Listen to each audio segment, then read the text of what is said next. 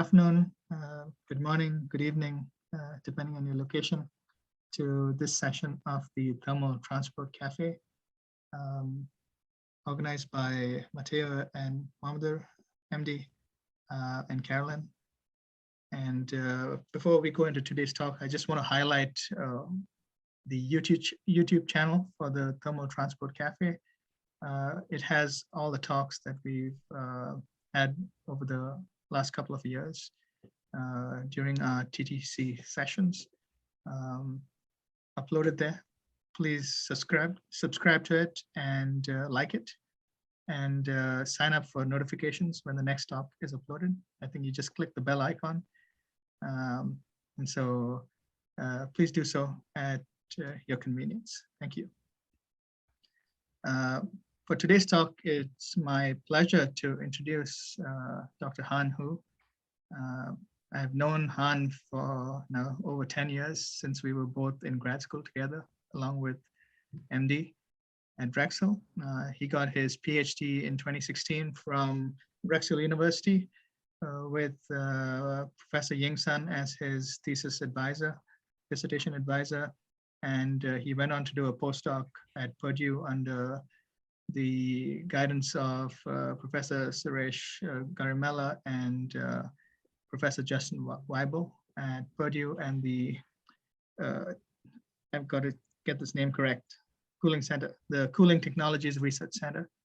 And after his postdoc, he joined University of Arkansas in 2019, and he now directs and leads the Nano Energy and Data-Driven Discovery Lab, so NetCube Lab at the University of Arkansas. I'm excited to see Han's talk, and I'll let him tell us a little bit more about what he's working on since he's joined the University of Arkansas. Thank you, and welcome, Han. Thank you, Dion, for the introduction, and thank you all for coming. And I really appreciate the opportunity offered by Matthew and Mohammed to present the research from our lab.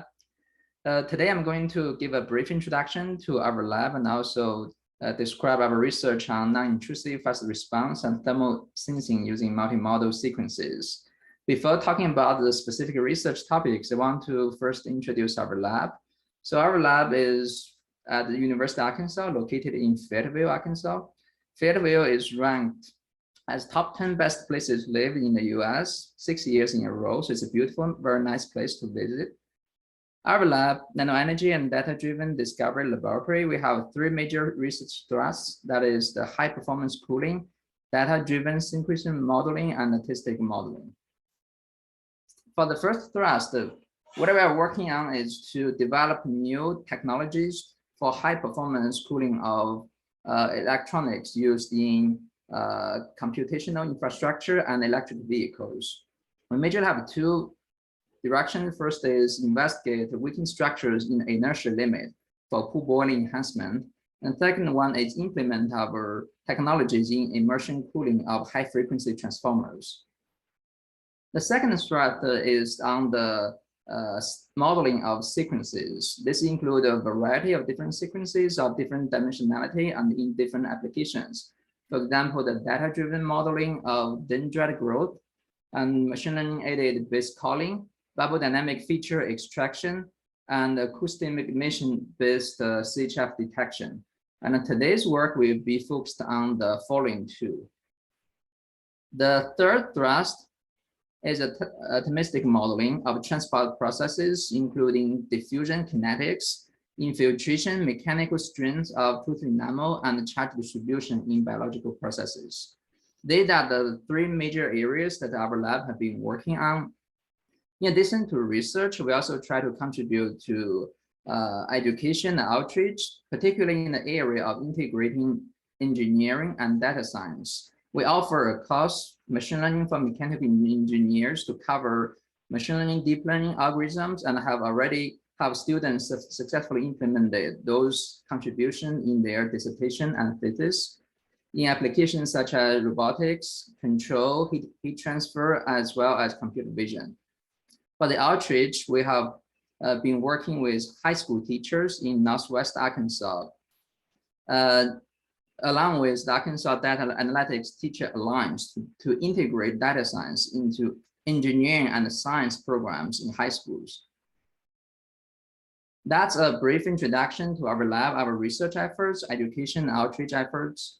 So here we are going back to the specific topics that we are going to cover today. The non-intrusive multimodal sensing in two-phase cooling. Our work is motivated by the challenges in thermal management. Power intensification and the miniaturization of electronic devices have led to strong challenges in the thermal management. The power density is pretty high. It also requires compact, lightweight, and effective heat transfer algorithms. Among existing transfer algorithms, boiling is very promising because it dissipates a large amount of heat at a pretty low surface superheat. We have been working on pool boiling for the past few years. This is the representative boiling curve with the boiling regime located. Nucleated boiling is one of the most intriguing regime where the heat flux is pretty high at a relatively low superheat. As a result, the heat transfer coefficient is very high. But this nucleated boiling regime has an upper limit, which is the critical heat flux. When the applied heat load is beyond critical heat flux, it may lead to catastrophic device failure because the heat transfer coefficient drops by orders of magnitude, and the surface temperature ramps up very rapidly. To showcase an example, I'm showing a steady-state boiling curve from our lab experiment on polished copper surfaces. Every data point we show here is a steady state, where we plot the heat flux as a function of surface superheat. However, when we further increase the heat flux beyond the last steady point, we reach the critical heat flux condition. And when this happens, this is a temperature history from our experiment. This heat temperature ramps up at a rate of around 150 degrees C per minute. This is pretty huge compared to what we may observe in heat transfer. If we don't turn off the heater, it may destroy our device pretty easily. So this gives us two major motivations. One is, if we can further increase this flux, this critical heat flux, this will give larger space for high performance cooling. The second thing is, if CHF is inevitable, if we can detect it as early as possible, then there will be sufficient time to protect devices from failing. Another major motivation is the transient heat load that's being observed in a variety of applications, including microelectronics, power amplifiers, and electric vehicles. The left one shows the example of the laser radar used in electric vehicles. This laser radar is under high frequency operation, and then if we look at the temperature profile, it's an oscillating temperature profile. It's obviously very dynamic transient heat load. And if we look at the right-hand side, that shows the EPA urban driving schedule of vehicles, you can see that the speed of the vehicle, it's oscillating, changing dramatically. It's in the urban driving. This basically all means that the heat load applied to the electronics, they are dynamic. They are changing with time. And if we just use the steady state heat transfer experiment to characterize surfaces, heaters, it may not be sufficient. We need to have an algorithm to detect the CHF and predict CHF in dynamic heat loads. The first thing that we have been discussing is try to improve the critical heat flux. The left-hand side shows an effort from literature of improving critical heat flux of pool boiling of water from around 110 watts per centimeter square to up to 400 watts per centimeter square. This is 2 to 3 times improvement, which is very impressive. There have been quite a few different theoretical models developed to explain the critical heat flux condition and the enhancement due to structures. For example, the bubble motion-induced convection theory, contact line elongation theory, the bubble percolation theory, and then the capillary wicking theory. Our model is along with the capillary wicking theory, but we introduced the competition between wicking and evaporation into the model. This is my work done during my postdoc. We developed a theoretical model to predict the CHF for macropillar arrays of the water boiling on macropillar arrays, and identified 2 regimes for CHF enhancement on structures, which is the wicking limited regime and an evaporation limiting regime. We have compared our model with existing experimental data on water using micropillar arrays. It is observed that the majority of the data fall into the wicking limiting regime. Basically, all the boiling enhancement is still limited by wicking. So this gives us motivation to further improve the wickability of surfaces to introduce a higher critical heat flux. So what is the highest wicking flux we can observe? This is normally the inertial limit. This is well studied in infiltration, which is the simplest capillary wicking phenomena. For infiltration of liquid inside a microchannel, the infiltration will go through the inertial limit and then the viscous limit. The Washburn model that is widely used to describe infiltration is the viscous limit, where the capillary pressure is balanced by the viscous limitation. Nevertheless, when the liquid just infiltrates, this upper limit of wicking gives the inertial limit, where the viscous is still not strong enough and the capillary pressure is limited by inertia. If we can limit all the wicking in the inertial limit region, that has a promise to further increase the wickability of surface and thus further enhancement of the critical heat flux. So here is a summary of some literature data for the heat transfer coefficient and critical heat flux on macro, nano, and hierarchical structures. And the critical heat flux enhancement has been has shown pretty good achievements, but still well below the kinetic limit. Simultaneous improvement of the heat transfer coefficient and the critical heat flux still seem a challenge. And our target is to go to this domain and by introducing pH modulation in the control of structures. This is a collaborative work with the Korean group at the University of Arkansas. The specific way is to use cathodic deposition for copper foam fabrication, but we use pH to tune the structures. Here, the left figure showcases the comparison of the copper foams fabricated at pH equals 0 and pH equals to 10. So we will try the structures fabricated at different pH values and characterize their wicking performance. To characterize their wicking performance, we have developed two types of facilities. One is following literature to study the radial wicking phenomena.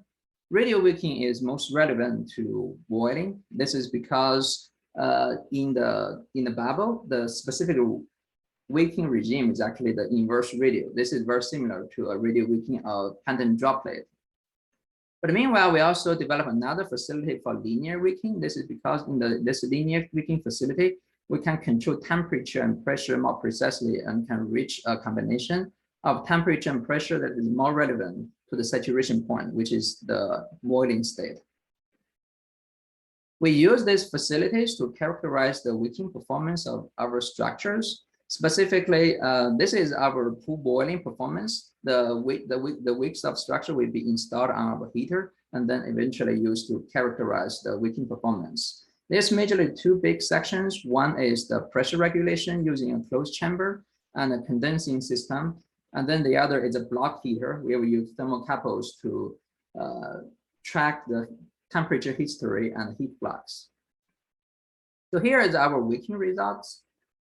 We have compared the wicking flux of copper foams fabricated at 3 different pH values and different deposition time.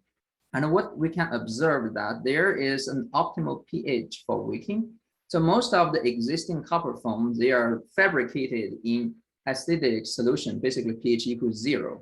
And when we increase the pH, when we reach the pH of 10, this has lead to a different phase of the compounds being fabricated, and thus leading to a structure which is more promising for wicking. And for this wicking structure, we compare to the heat sintered particles from heat pipes. This is from the radial wicking experiment where we plot the wicking length as a function of time. And in the long state, it is obvious this blue and red, blue and green, they are the sintered particles. They will have a higher wicking rate than our copper foams at pH equals to 10. But if you look at the early state is different. This late state, we consider this as a competition of capillary and viscosity effect. So because the copper foams, they are pretty dense, they have very strong viscous resistance and therefore a smaller wicking length. Nevertheless, in the very early state, which is the inertia limit, the wicking flux is limited by capillary and inertia, and this copper foam, the pH equals 10, it has an obviously higher wicking flux.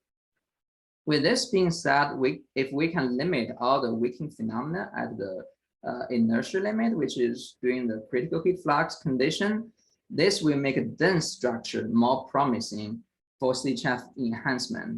This will decouple the concern of the capillary pressure and the viscous resistance, or in other words, the permeability.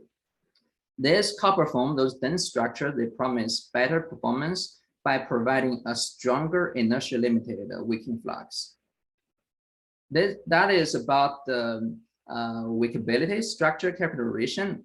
And after we start to run boiling tests, we try to implement the multimodal sensing system, including high-speed camera to give the optical imaging. We have two types of acoustic emission sensor installed in our system. One is a contact AE sensor. This is installed to the outside of our chamber. And then we have immersion type acoustic sensor, which is hydrophone directly immersed in the liquid. We have the thermocouples in the heater section and the pressure transducer to regulate the pressure. With this, we want to use a multimodal system to better characterize the boiling state and the boiling flux. This is the configuration of the thermocouples we have installed in the heater. So we have thermocouples installed at evenly spaced positions so that we can use to calculate the heat flux. In this presentation, I will show two data sets. One is using hydrophone Olin, the other is a hydrophone and the contact AE sensor. Different approaches will have different advantages. For example, the optical imaging, hydrophone, and the contact acoustic sensor, they are all non-intrusive measurement. If we change this copper block to a thin film heater, there's nothing to be changed there. So basically, they can be easily adaptive to real electronic devices. And AE sensor is bolt-on technology. So basically, we don't need to open the system to install it. It can just be attached to the surface. And both hydrophone, thermocouple, and AE sensor, they are pretty low cost compared to the optical imaging. We use the pressure transducer to regulate the pressure, but we didn't record information because all our tests are performed at 1 ATM. So here showcase our dataset 1, where we showcase the synchronized temperature, sound, and optical images. The heat flux is calculated from the temperatures, and the vapor fraction is calculated from optical images. The spectrum is calculated from the sound signal. Basically, we split the sound signal versus time into different beams and run FFT in every beams to get the power, the acoustic power as function of both frequency and time. So at t equals around 170 seconds, this is when CHF happens. This is a dynamic heating load when all the temperature increases with time, but it cannot keep increasing because at the point, the heat flux is beyond the critical point, and then CHF is triggered. And when CHF is triggered, there's a rapid increase in temperature, reduction in heat flux, and the obvious signal change in sound and vapor fraction change. This is more obvious from the spectrum because if you can look at the power spectrum, we could see two big change of the dominant frequency. One is around t equals to 20 seconds. This is the onset of nuclear boiling, which is this region. And then at 170 seconds, we see another big change of frequency. That is the CHF. And between the onset of nucleation and CHF condition, we can see the intensity is getting higher as the heat flux increases. So basically, using the hydrophone acoustic signal, we can capture the different boiling state and the qualitative description of the heat flux. So here in this hydrophone signal, all the signals, they are continuous signal. So basically, it record every data point recorded by the sensor. And from here, we also try to do more specific analysis of the optical images, basically dimensionality reduction. If we consider image sequences, basically the videos we have, I've named them as 2 + 1D. 2 represent the spatial dimensionality, 1 represents the temporal dimensionality. When we run principal component analysis, we can decouple all those images into principal component of PC sequences. This becomes 0 + 1D sequences, but there's multiple of those sequences. The importance of those sequences decay as n increases. With this information, when we compare the PC versus acoustic signal and vapor fraction, we could roughly say qualitatively this PC1 captured the vapor fraction. And we can run spectrum analysis of this PC to capture the power density, power spectral density as a function of time, and the dominant frequency of the power spectral density. We can again observe a pretty good qualitative trending match between the PSD and the heat flux, and more importantly, from the frequency of the power spectral density of the PC1, we can capture the onset of nuclear boiling and the CHF very obviously. There's a shift in the power in the PSD frequency.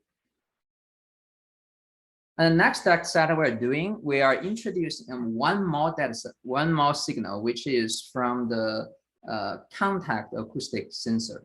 Remember, data set 1 is only from hydrophone. Here we have hydrophone and also a contact AE sensor. The key difference between the hydrophone and AE sensor is actually there are 2 key differences. One, hydrophone immersed in the liquid. It's basically directly sensing the pressure field change in the liquid pool.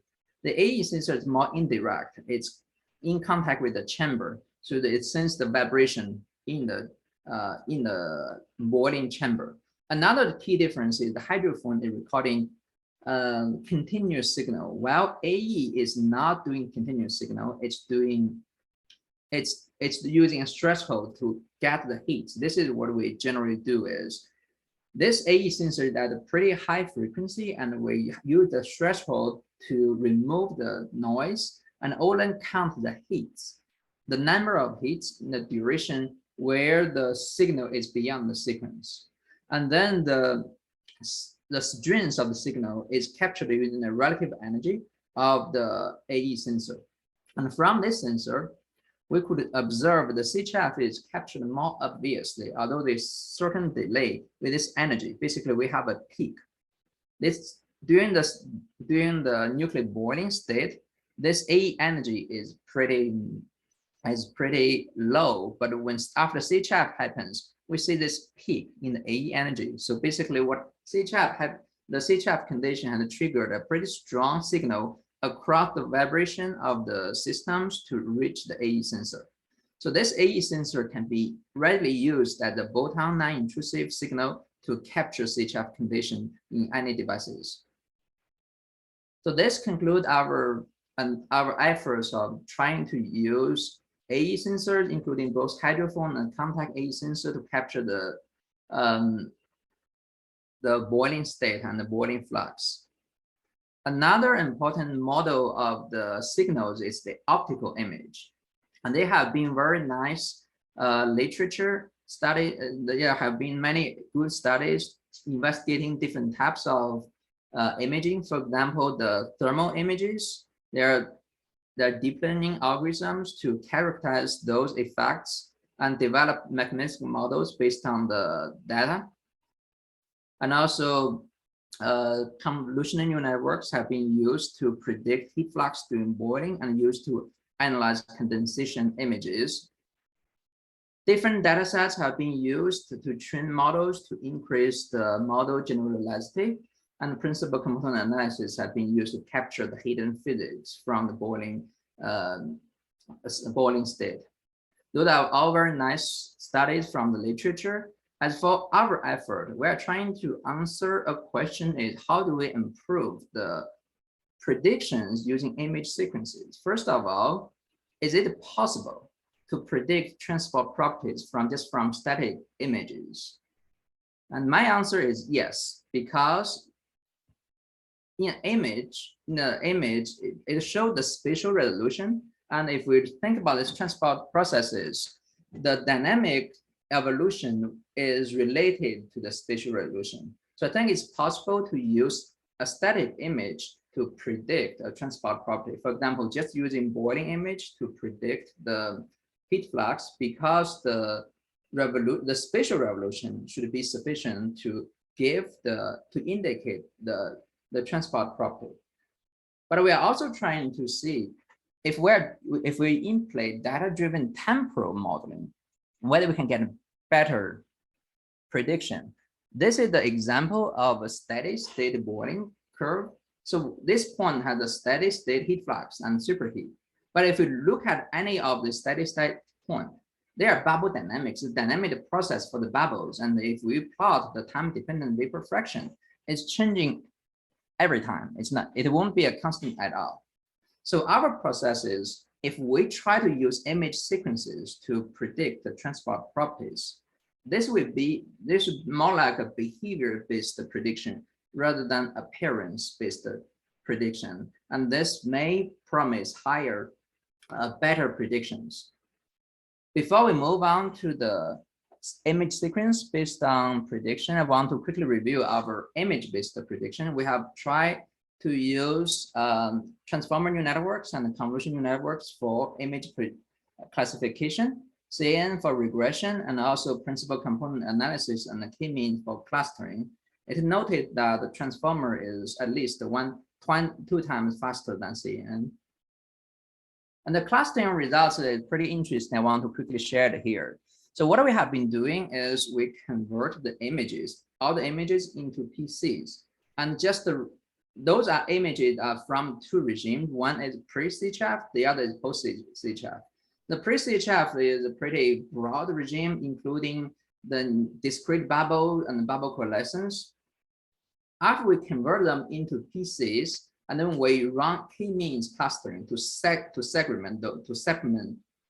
those images based on PCs. The essence behind this is, if we think about the PC, they just the dimensionality of information that would be included here. So k-means clustering is approach like it uses centroids. So basically it defines 2 center and defines 2 space that separate the domains of those classes.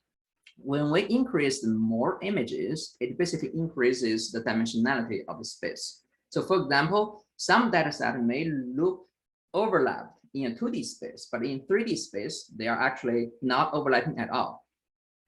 We use 2 commonly used metrics to characterize the clustering performance. One is the �-Hult score, the other is adjusted random index.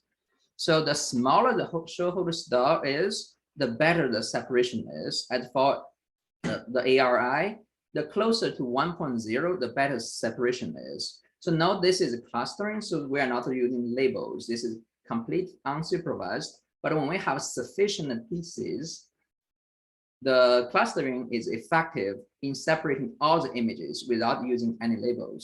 This indicates that if we know we can extract sufficient features from image, we don't need to use any labels to separate boiling images in different states. So that's our effort about image-based analysis. And next, we want to examine the effect of image sequence-based analysis. So we still use the image-based analysis as a reference. We train a new convolution neural network model to predict heat flux based on the boiling images.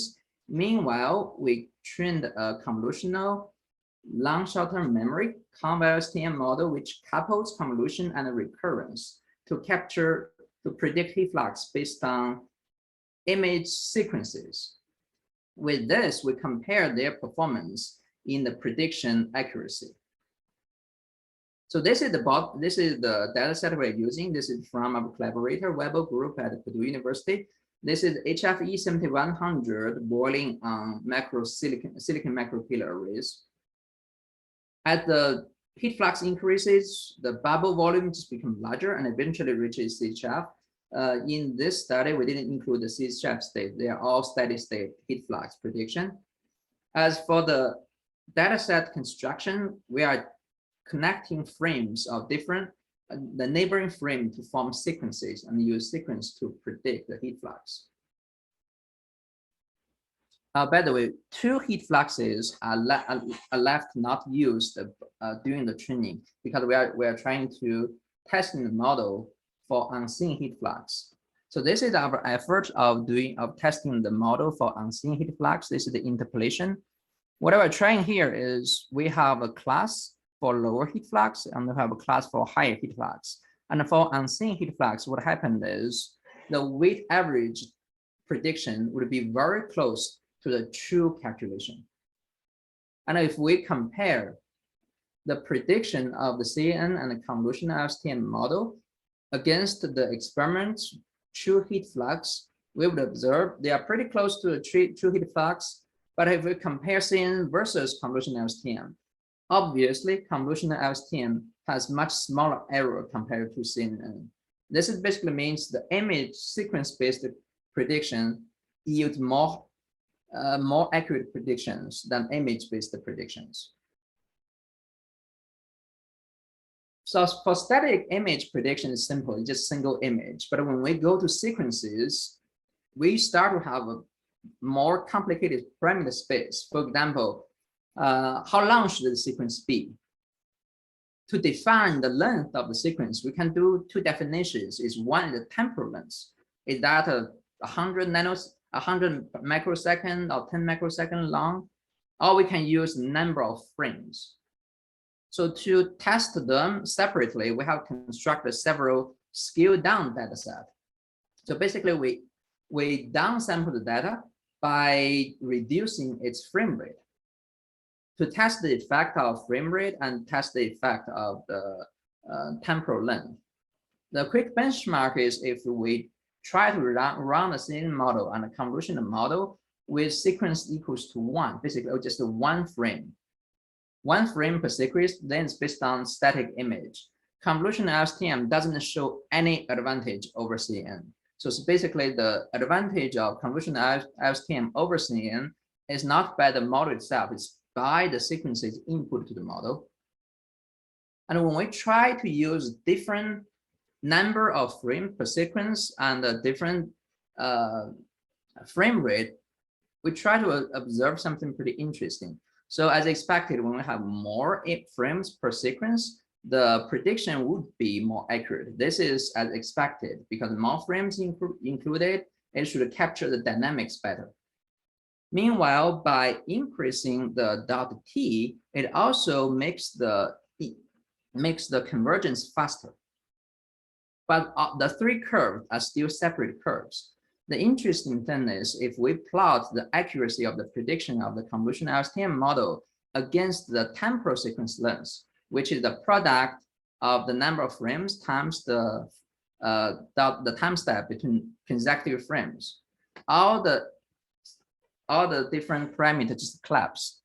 This indicates the accuracy of the image sequence-based prediction is dictated by the temporal length rather than the number of frames. This can be a very useful guidance that can be used in the development of any sequence-based prediction tools. To quick summarize, we have tried to leverage inertial limited wicking structures to improve the wickability of surfaces. This makes the dense structures very promising candidates for pool boiling CHF enhancement. And we observed that acoustic emissions and optical imaging can both be used as non-intrusive cooling system fault detection. The difference is the acoustic emission is so much cheaper and so easy to use. And as for the optical imaging, the image sequence-based model outperformed the image-based models for heat flux prediction. And we also observed the temporal length rather than the number of frames per sequence determines the accuracy of image sequence-based heat flux prediction. This summarizes my presentation. Thank you for your time. This work is by my PhD students, Harry, Christy, and Connor, who just graduated last year. And Our collaborators have contributed to providing datasets, fabricating structures, and offering insights about machine learning. This work is sponsored by our internal funding and also the 𝗥𝗲 grant. And we also appreciate NeoCortex and 𝗥𝗲 for providing computational resources. Thank you for your time. Very last, I want to show the lab members who are the core contributors to all the research in our lab.